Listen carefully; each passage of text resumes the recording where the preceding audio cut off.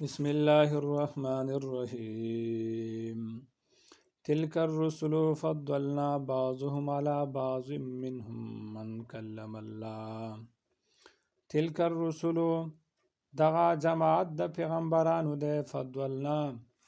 ورواله ور کړه دې مونږه بعضهم بعضی د دیوینا علی بعض په بعض نور باندې منهم بعض د دیونا من اعصوک دی کلم الله چې ورسره خبرې کړي دی الله تعالی ورفع اوچت کړي دی بعضهم بعضی د دیونا درجاتن په درجو کې واتینا ورکړه مونږه عیسی ابن مریم عیسی زوی د مریم ته البینات واضحه دلایل وایدناه او مضبوط کړو دلرا مونږه بروح القدس په روح پاک سره ولو شاء الله کچرتا غختلی الله تعالی مقتتل الذين ننبوي يوبل وجل الذين اي کسانو من بعدهم چې پس د دیونو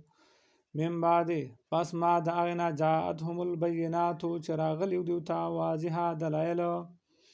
ولكن اختلفوا لیکن دیو اختلافو کو فمنهم بعضی د دیونا من اعصوک دی آمنا چې مان راوړ دی ومنهم او بعضی د دیونا من اعصوک دی کفرا چې کوپر کړه دی ولو شاء الله کچرتا غختلی وی الله تعالی مقتتلون دیو با یو بل نوی وجلی ولكن الله لیکن الله تعالی یفعلو کئی ما سیوری چی اراده کئی یا ایوها الذین آمنو اے ایمان والو انفقو خرچه کوئی مما بعضی د اغمال نارزقناکم الله وی چې مونږه درکړی دی تاسو ته من قبل مخکې د دینه آیات یا چرا بشي یومن یو ورځو لا بیعون فیه چې نه به اخیستل خرڅول فیه په دې کې ولا خلتون او نه دوستي د کافرانو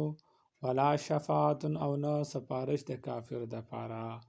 والکافرون هم الظالمون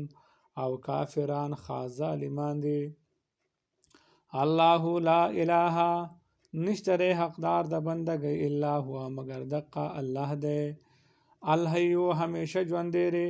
القیوم انتظام کون کې دی لا تاخذه سنه ننسی دی الله لرا پرکالی ولا نوم او نه خوب له د دی الله د پاره ما اسدی په سماوات چې په اسمانونو کې دی وما اغا سو فی الارض چې په ځمکه کې دی من ذا الذی سوق د اکاسو یشپو چې سپارش پو کې عنده په خوا د دی الله کې الا باذنه مگر په حکم د الله سره یعلم د الله پیجن ما س بین ایدیهم چې مخامخ دی یعنی په دنیا کې دی وما او هغه حالات خلفهم چې ورسته دي یعنی په آخرت کې دي ولا یحیطون او احاطه نشي کولی نشي راګیرولی بشیء شی من علمه د علم د الله نه الا مگر بما هغه شاء چې الله یې غواړي وسع پراخه دا کرسي د الله السماوات والارض چې ځمکه او اسمانونه دي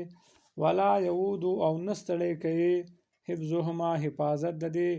ځمکې او د اسمان او هو د الله تعالی العلی اوچت دی العظیم لوی صفاتونه والا دی لا اکراه فی الدین نشتره زبردستی زورو فی الدین په دین کې قد تبین الرشد په تحقیق سره ښکاره شوی دی الرشد هدایت من الغی د گمراهی نه پمن پس آسو کا یکفر چې کفر وکړي بالطاغوت په شیطان باندې ويؤمن بالله او ایمان راوړي په الله باندې فقد په تحقیق سره استمسک بالعروة الوثقى نو د منګولي ولګولې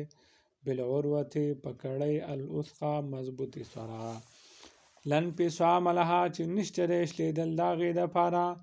والله الله تعالی سمیع اوریدونکی علیم او پوهه دی